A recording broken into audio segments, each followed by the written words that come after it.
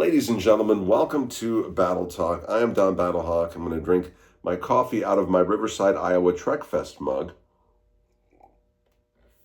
It is the future birthplace of Captain James T. Kirk, a well-documented St. Louis Battlehawks fan. Let's go over my UFL Week 5 pick results.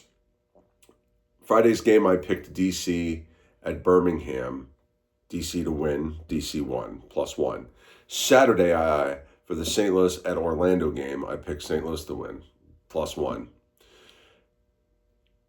Sunday, Columbus at Houston, I picked Columbus and Houston won, -1. And on the other Sunday game, I picked Louisville at Dallas. I picked Dallas to win, and Louisville won, -1. So I'm 500 for the week, which is, I think it might have been better than last week. So let's take that as the win. All right, DC looked great in Week 5. Birmingham looked better than the week before, despite their loss to DC. St. Louis looked pretty darn good, and Orlando looked rough during that game for once, finally. Neither the Gamblers or Aviators looked particularly great, to be honest. The Kings actually looked a lot better, but Dallas just didn't look good at all. So there we go. Those were my Week 5 pick results and what I thought of each team just briefly. Now that Week 5 is over and we're going into Week 6, let's do the power rankings. Number 1, Defenders and strong. Number 2, Orlando and level. I don't think they're in danger of just declining because they lost to the Battlehawks. So they're going to hold level, even though they're not in the number 1 spot, right? 3 is a tie. Renegades and Battlehawks. Renegades have a losing trend. The Battlehawks have won 1. I'm uneasy about both of these teams right now. So there you go. They're tied for number 3.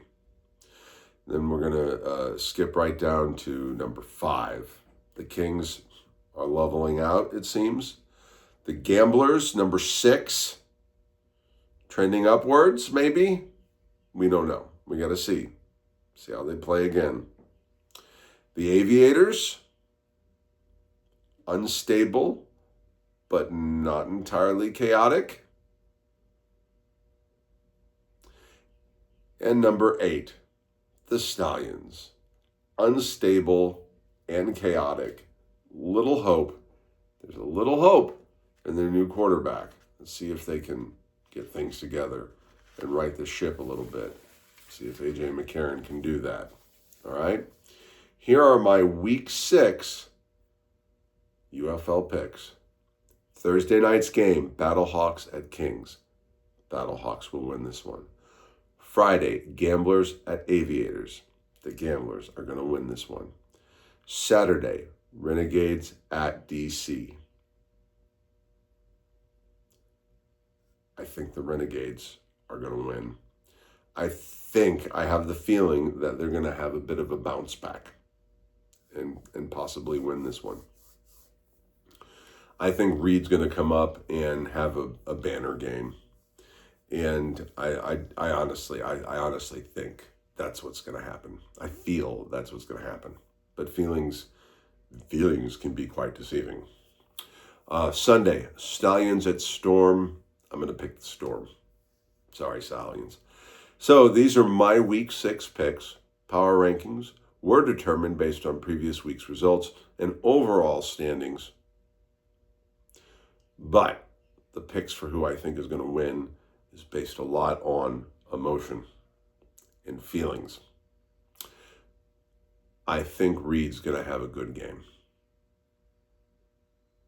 A lot of people are down on him and saying, well, they shouldn't have traded Perez. And you know what? Maybe they shouldn't have. Or transferred Perez. Maybe they shouldn't have. Legit question. Should they or shouldn't have? Did he want it? Is it something that the league may have? Who knows? But I think Reed's going to have a good game.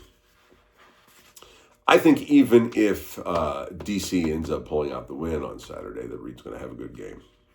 It's not going to be a bad game. So there you go. those were my week 5 pick results going into week 6 power rankings. And my week 6 picks. So, that's what we have. It's today's show. Now, tomorrow is game day, which is nice because I don't have to do a morning show in order to get things done. I'll get up, get out of bed, put a comb across my head, then I'll go and have a cup. And then I'll go teach. And then when I'm done teaching, I'll start getting ready for the pregame show. And then we'll have the halftime show and the postgame show. The plan will be a little different. Instead of having a beer in the first half and a beer in the second half, I'll have a half of a tall boy in the first half, a little bit of a scotch at halftime, then a really small, the other half of that tall boy in the second half, and then a really small shot of scotch at halftime, instead of having a smaller one and then, a normal sized beer. I don't drink a lot. Basically what I do is at home games, I do like to have a little bit, but like, even when I didn't have to work the next day, yeah, I don't consume that much. Everything is like a small portion. Like, it'll be a regular beer, a small scotch cut with water and ice, and then, a regular beer, and same thing. But on a work night, what I would do is I'll have you'll see the mug is small. Some of you might remember it from last year, and then I'll go ahead and have it's almost like a cap full at halftime and post game. So you got to be reasonable with stuff like that.